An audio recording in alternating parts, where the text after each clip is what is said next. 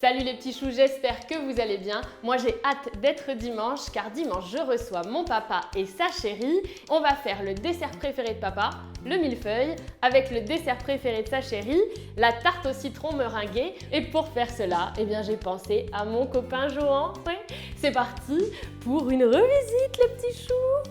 Alors Johan, Oui, mon challenge, il te plaît? bonne idée. Qu'est-ce que tu vas faire pour mixer la tarte au citron meringuée et le millefeuille? Mais je pense qu'on va partir sur les bases de la tarte au citron meringuée. Une Mhm. pâte sucrée, on va se faire une crème au citron aussi. Et juste, au lieu de foncer un cercle comme d'habitude, on va juste faire quelque chose qui va ressembler à un millefeuille sur plusieurs étages. Eh bien, vous savez quoi les petits choux? C'est parti, on se fait plaisir pour un nouveau challenge. Gourmand. Ouais.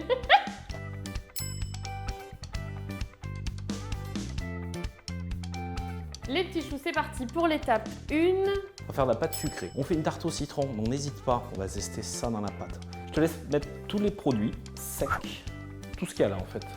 Ok. Tu peux mettre le beurre, Le beurre, ok. le beurre froid, je viens de couper en dés. Ça, c'est important. On met la Non. vanille tout de suite. Allez, un peu de vanille.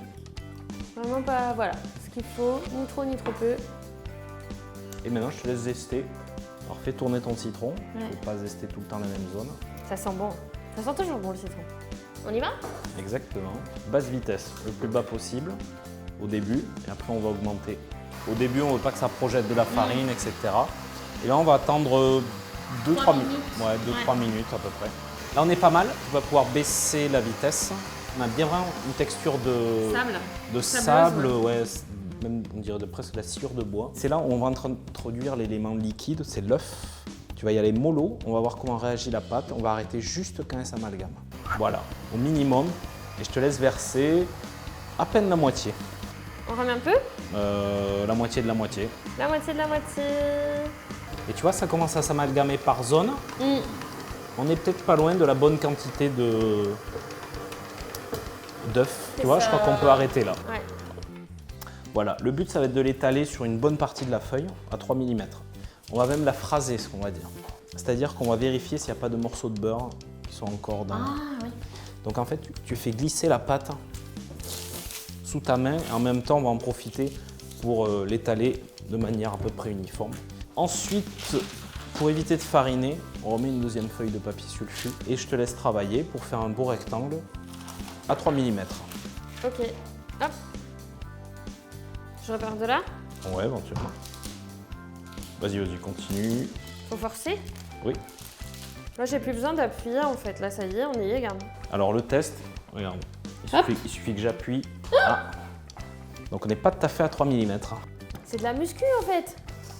Exactement.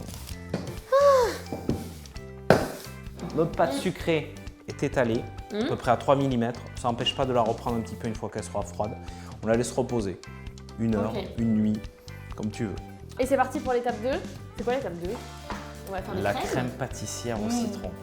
Ouais, j'aime bien ça. C'est parti pour l'étape 2. Là, ce qui est bien, c'est qu'elle est filmée, elle ne va pas sécher. Mm. Enfin, elle est filmée, elle est entre deux papiers. Elle est filmée. Pardon. C'est parti pour l'étape 2 avec la crème et il y a du citron. Hein. Donc en fait, je suis parti d'une base d'une crème pâtissière et pour la même quantité de liquide, c'est-à-dire le lait à la base, j'ai réduit le lait et j'ai remplacé par du jus de citron. Chaque citron, en plus, j'ai prélevé le zeste et je l'ai mis infusé depuis hier soir dans le lait. Donc le lait, tu vas le verser, on va le mettre à tiédir. Hop. Tu vas venir mélanger les jaunes et le sucre. Voilà, tu peux déjà mettre la maïzena. Elle a moins de goût que la farine, c'est pour ça que je préfère l'utiliser. Voilà, ouais, doucement. Tu peux garder tout dans le cul de poule. Et là, étape qu'il n'y a pas dans la crème pâtissière normale, tout le liquide serait dans la casserole. Là, c'est le jus de citron. On va le mettre ici. Et là, tu vas venir verser toute la préparation ici. Vas-y, verse tout d'un coup rapidement. On va amener jusqu'à une ébullition. Ça va être assez ferme. Et ensuite, ça va redevenir liquide. Et là, on est sûr que la maïzena est cuite. Vas-y, Voilà, voilà. là, tu peux retirer du feu. Donc, il faut surtout pas s'arrêter à ce moment parce que la maïzena n'est pas entière cuite. Et tu peux remettre sur le feu. Là, on est épais. Oui. On va voir dans quelques instants. Donc, on est sur une ébullition. Ça redevient liquide, c'est ça. On est liquide. Tu peux reprendre ton fouet du coup Un petit peu de beurre.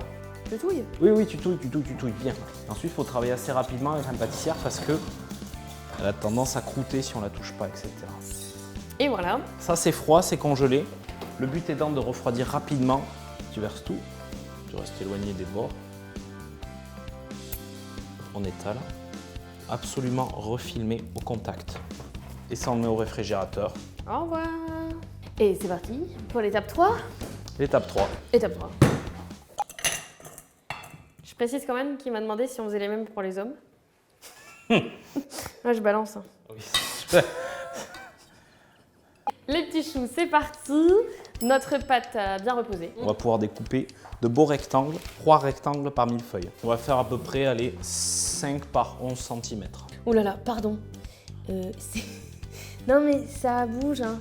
Tu sais, moi j'ai l'habitude avec le tissu, pas avec la pâte là. Tac, tac, tac, tac, tac. C'est parce que j'avais peur de marquer. Délicatement, tu viens de déposer. Oui. Et là, tu peux te Super. saisir de la fourchette et piquer délicatement la pâte. Pique bien, il faut que ça touche la plaque derrière.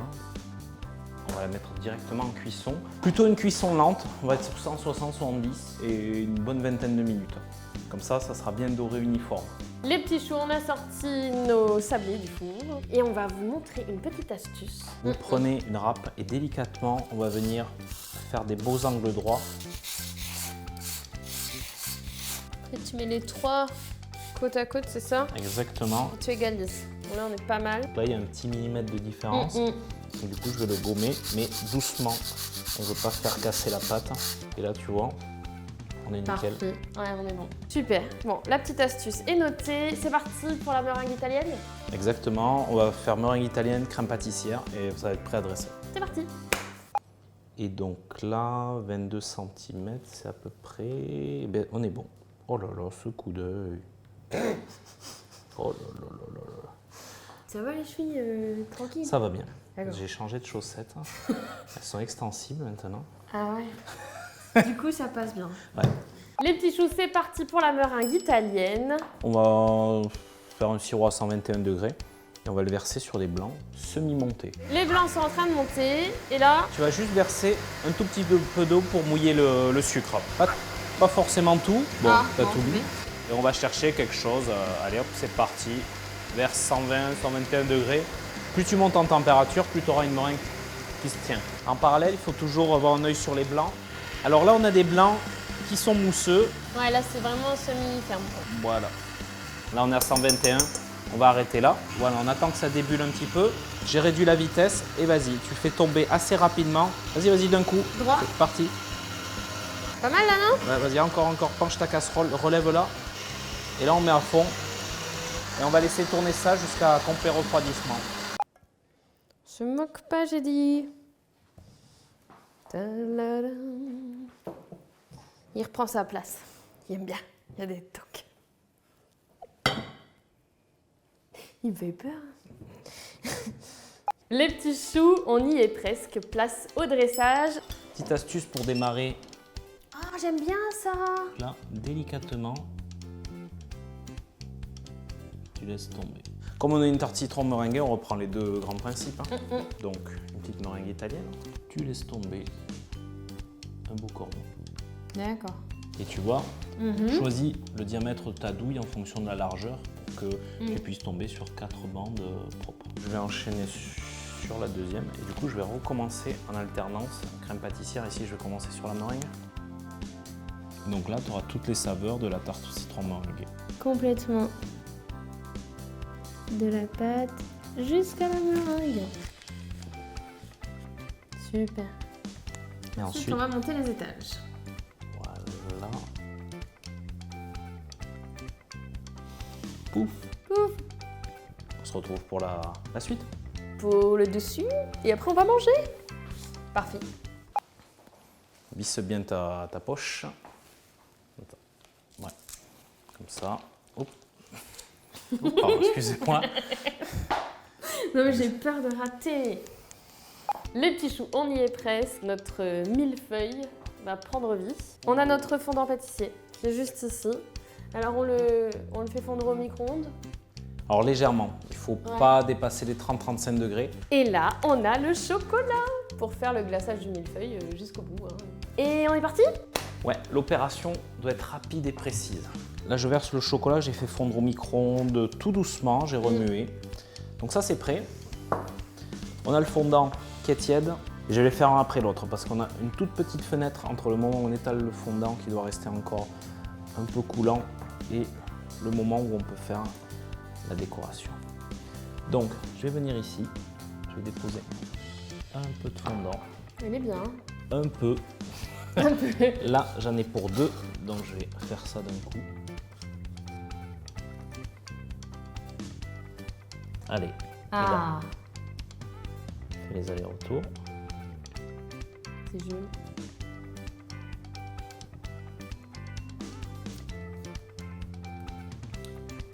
Et ensuite, dans un sens. Et ensuite, dans l'autre sens. Tout simplement. Tu viens de m'apprendre un truc là? Voilà, on va les mettre au frais Bon. 3-4 minutes. Et après, on va les placer. Les petits choux, toute petite étape avant la dégustation. On va poser les toitures. Les Et donc, toitures, ok. on... Voilà, délicatement. Le glaçage est figé. Je pose... Je descends. Ouh. C'est pas mal, non? Ah, ok, allez, Eh ben, vous savez quoi? On l'a bien mérité de faire une... dégustation. Ouais, c'est bien. Donc là aussi, je les fais fondre au micro. Merde! C'est... C'était beau, mon merde. Ah, c'est le... Ouais, c'est l'alarme de la galette. Les petits choux, on y est prêt pour la dégustation. Déjà, visuellement, j'adore. On déguste? Allez, tu vois, le plus simple, c'est tu mets sur la tranche. Et tu coupes. Waouh! Et sans plus attendre, c'est parti pour la dégustation. Prends tout! Ah oui, oui, non, attends, comme ça.